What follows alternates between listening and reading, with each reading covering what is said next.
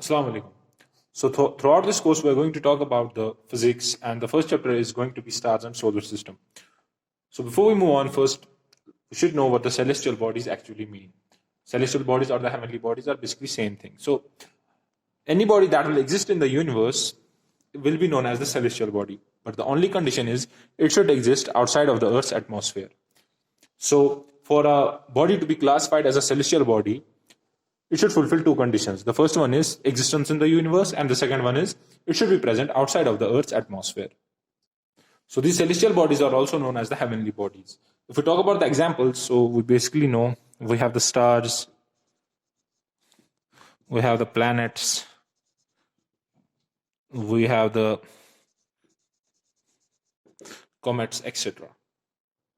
Now, before we move on to our first topic, that is moon, we should first know something about the rotation and the revolution. So when we talk about the rotation, we know that rotation simply means the movement of an object around its own axis.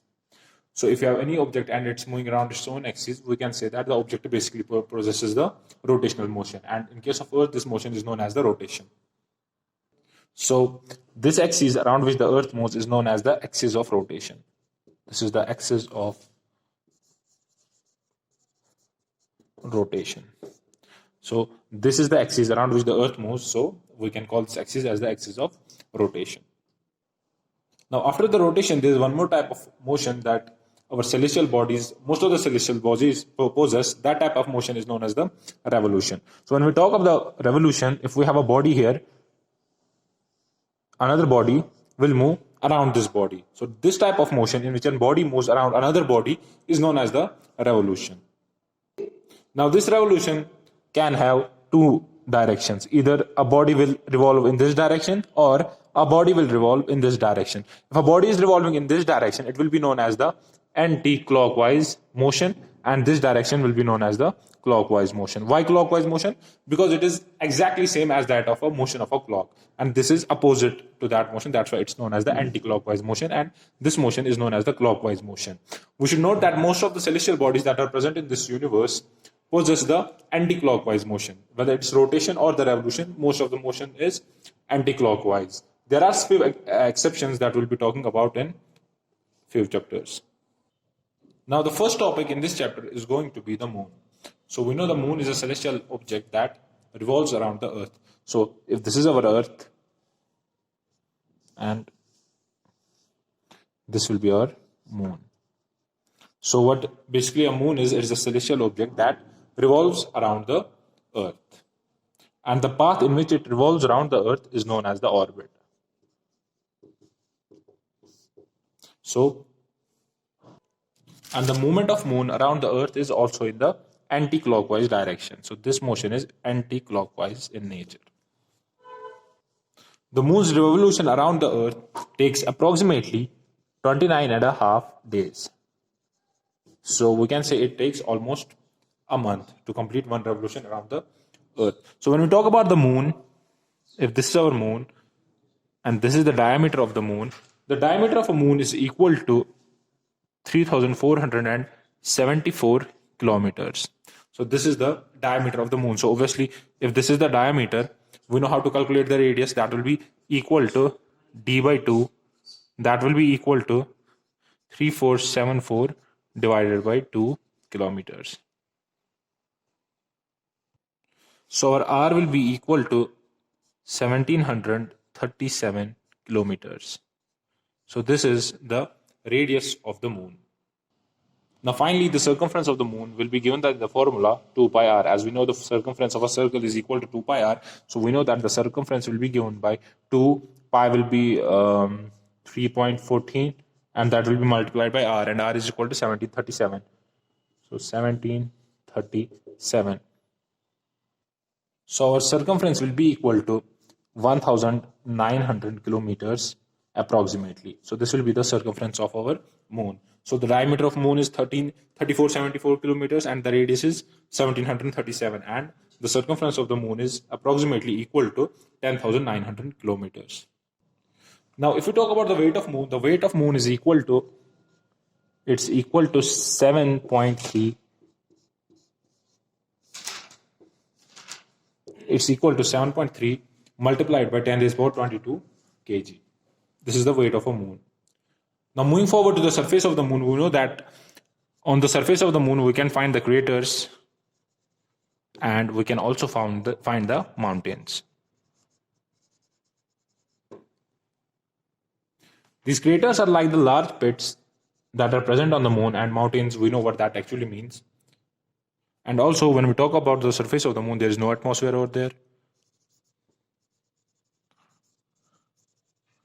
So when there is no atmosphere over there, there will be no life possible on the moon. Why? Because there is no air present on the moon. So it's very hard for a person or a living being to survive on the moon. Now the question that arises is how we are able to see the moon. So we know that the moon does not possess its own light. So what happens if this is our sun, this is the moon, and this is the earth? So what basically happens is the light coming from the sun falls on the moon and it gets reflected back on the surface of the earth, where our eyes receive that light, and finally we are able to process that light and we are able to see the moon. So moon does not possess its own light, so it will be the non-luminous object. And when it's a non-luminous object, we know that it will not emit any light, but what it will do is it will take the light from the sun, reflect that back on the surface of the earth, and finally we will be able to see the moon. Now, if we look at the moon, it's revolving around the earth, obviously. Now, when we look at the moon from the earth, what we see, we only see this portion of the moon, the portion that I am highlighting basically. This is the only portion of the moon that we are able to see. So this will be the portion that will be visible to us. So we can call it as the visible portion of the moon. And the other side of the moon, that is this part, which is not visible to us, is known as the dark side of the moon.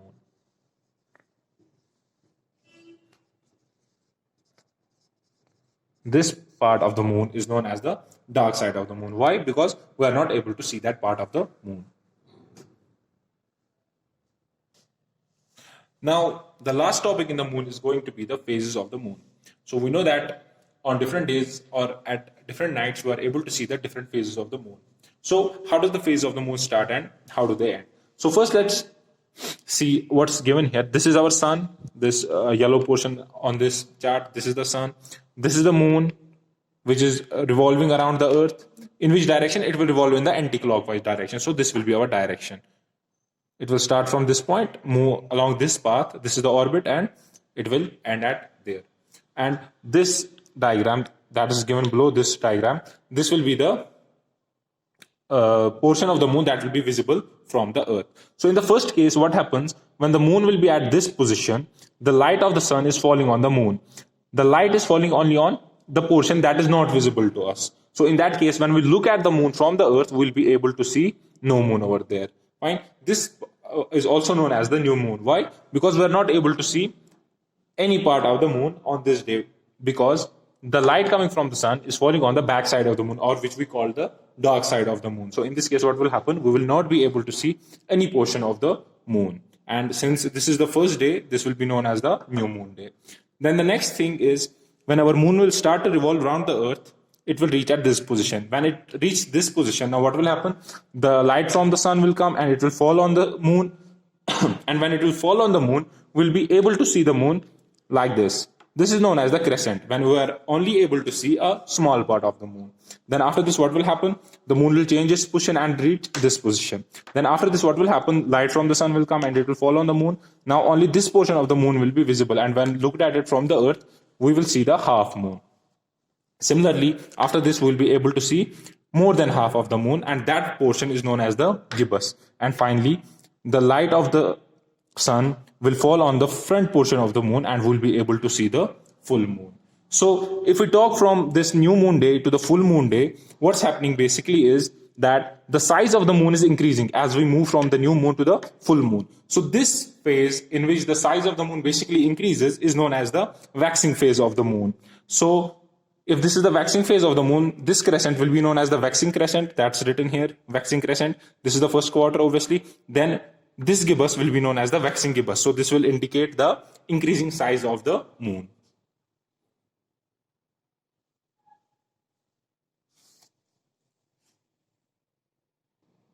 Now, after the full moon day, what will happen? The size of the moon will now start to decrease. Why? Because the light coming from the sun will fall on the different part of the moon. Now, when the light will fall on this part of the moon, we'll be able to see the gibbous. That is more than half of the moon. Then we'll be able to see the half moon. Then finally, we'll be able to see the crescent. And on the last day, we will again be not able to see the moon. So this phase in which the size of the moon starts to decrease is known as the waning phase of the moon. So the gibbous will be replaced by the waning gibbous. This is the last quarter, and finally the crescent will be replaced by the waning crescent. Why?